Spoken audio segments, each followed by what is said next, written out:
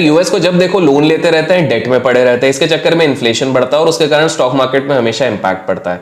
तो सवाल ये उठता है कि भैया ये यूएस डेट हमेशा क्यों लेते हैं और ये यूएस डेट सीलिंग क्या होती है, समझेंगे इस वीडियो में संक्षेप में।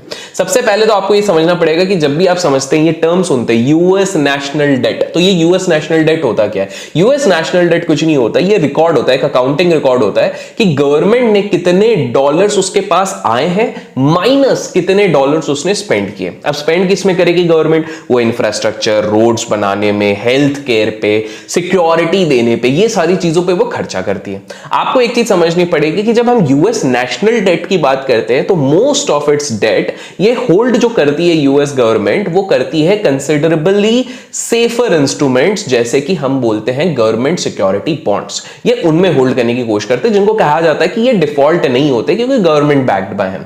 लेकिन प्रॉब्लम क्या आ जाती है कि ये सस्टेनेबल तभी हो सकता है, जो डेट ले रही है वो सस्टेनेबल तभी हो सकता है जब ग्रोथ रेट हायर हो as compare to interest rate. Problem क्या हो जाती है कि जब तक ग्रोथ रेट ऊपर है इंटरेस्ट रेट से तब तक तो ठीक है, लेकिन जब इंटरेस्ट रेट और ग्रोथ रेट ऑलमोस्ट सेम होने लग जाए या इंटरेस्ट रेट ज्यादा रहते हैं और ग्रोथ रेट कम होती है, जब ग्रोथ इकोनॉमी की ग्रोथ कम हो जाती है ना, तब प्रॉब्लम हो जाता है। बिकॉज इसको इस तरह से समझो कि आप लोगों ने लोन लिया हुआ है, ठीक है, आप लोगों ने जब लोन लिया था तब आपकी सैलरी 50,000 है। देखिए आगे चल के एक प्री कंसीव नोशन होता है कि सैलरी तो बढ़नी है तो हमने ईएमआई उस हिसाब से लिए तो ईएमआई को हम पे कर सकते हैं।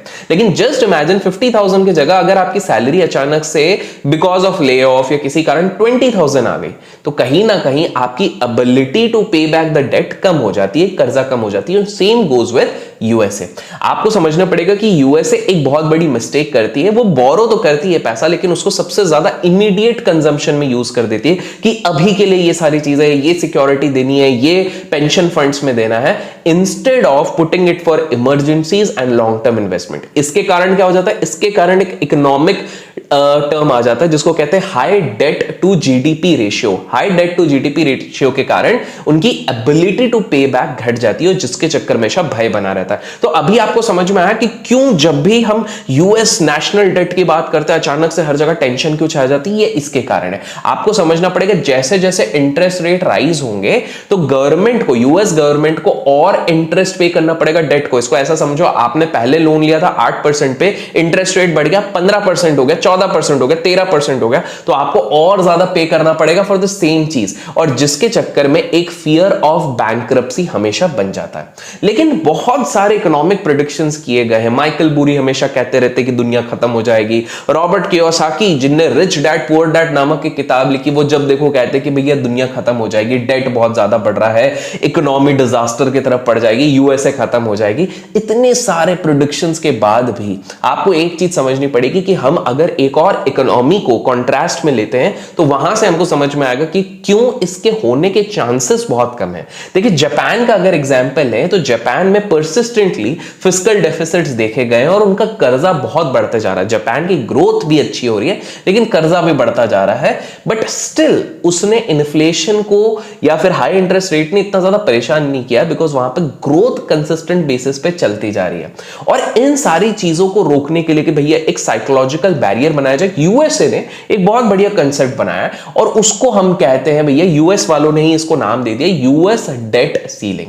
अब आपके दिमाग में सवाल उठ रहा होगा कि ये क्या है? ये कुछ नहीं है, एक सेल्फ इंपोज कंस्ट्रेंट कांग्रेस ने वहां पर बना दिया है जो कि एग्जीक्यूटिव ब्रांच को रोक के रखती है कि भैया तुम ज्यादा पैसे खर्च नहीं कर सकते हो, आपके ऊपर ये लिमिट है। इस तरह की एक लिमिट उन लोगों ने सेट करके रख दी है और इसी के चक्कर में हमेशा पॉलिटिकल पार्टीज फाइट करती रहती है। एक पार्टी कहती रहती है कि जब देखो तुम एक डेट सीलिंग का लेवल बढ़ाते जाते हो, दूसरी बोलती है कि भैया हम तो बढ़ाएंगे क्योंकि अभी इकोनॉमी को ग्रो करना है। इस कारण से दोनों के बीच में हमेशा भिड़त होती रहती है। आपको समझना पड़ेगा प्रॉब्लम कब आ सकती है, यूएस डिफॉल्ट कब कर सकता है, यूएस बैंकरप्ट कब हो सकता है। यूएस डिफॉल्ट या बैंकरप्ट तभी हो सकता है अगर जो विदेशी कंट्रीज है, फॉरेन कंट्रीज है, वो अचानक से फेथ लूज करने लग जाए यूएस डेट पे। उनको लगे कि नहीं यार यूएस के पास अब इतनी क्षमता नहीं है कि ये डेट पे बैक कर सके और उसके कारण कुछ क्राइसिस होने लग जाए, बैंक रन होने लग जाए, उसी के कारण ये प्रॉब्लम हो सकती है। आपको एक चीज समझनी पड़ेगी, डेट जैसे जैसे बढ़ता जाएगा और साथ में अगर इंटरेस्ट रेट बढ़ता जाएगा तो यूएसए के लिए बहुत ज्यादा डिफिकल्ट हो जाएगा पे बैक करना डेट, और इसी के कारण यहां पर प्रॉब्लम हो सकती है। लेकिन सिग्निफिकेंट नंबर ऑफ पीपल समझते हैं, बिकॉज यूएसए एक सुपर पावर है और इसके पास काफी सारे तरीके हैं जिससे कि अपने डेट को अफोर्ड कर सकता है पे करने के लिए, और इसी के लिए यहां पर ज्यादा पैनिक नहीं बनता है। तो हमने समझा कि भैया यूएस डेट क्यों लेते रहता है, दूसरी चीज है कि भाई डेवलपमेंट के लिए लेता रहता है, यूएस डेट का क्या रिस्क हो सकता है और यूएस डेट सीलिंग क्या होती है। इसी तरह के इंटरेस्टिंग वीडियोस और चाहिए तो लाइक जरूर कीजिए, चैनल को सब्सक्राइब नहीं किया तो सब्सक्राइब कीजिए, बेल आइकन क्लिक कीजिए, और अगर आपको फ्री कोर्स का एक्सेस चाहिए तो डिस्क्रिप्शन में आपको लिंक मिल जाएगा, जाके चेकआउट कीजिए, आपको बिल्कुल हेल्प आउट मिलेगी। Till then keep learning, keep growing, keep investing and keep trading.